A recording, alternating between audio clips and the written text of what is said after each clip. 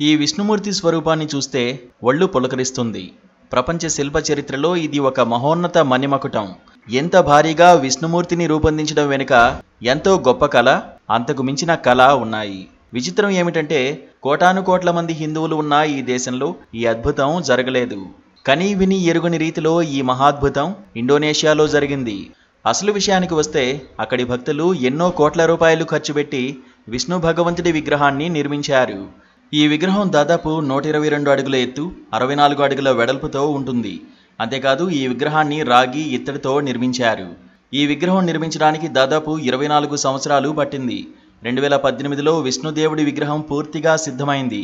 Bali ద్వీపంలోని వంగాసన్ ప్రాంతంలో ఉన్న ఈ విగ్రహం నిర్మాణం వెనుక ఒక కళ ఉంది.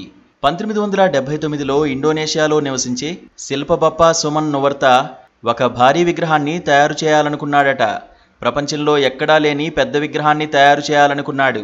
సుదీర్ఘకాలం ప్రణాళిక చేసి అందుకు కాస్త డబ్బు పోగేసి 1994లో విగ్రహ నిర్మాణం ప్రారంభించారు.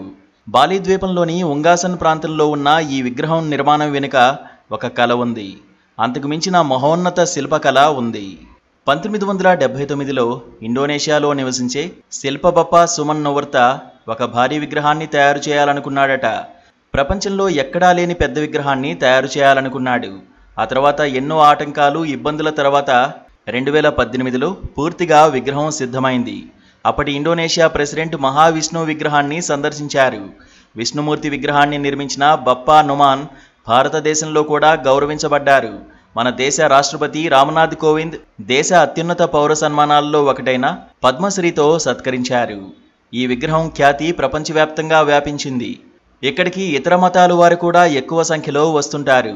ప్రపంచంలోనే అత్యంత ఎత్తైన విష్ణుదేవుడి విగ్రహంగా ఇది నిలిచింది. జనం మనసు గెలిచింది.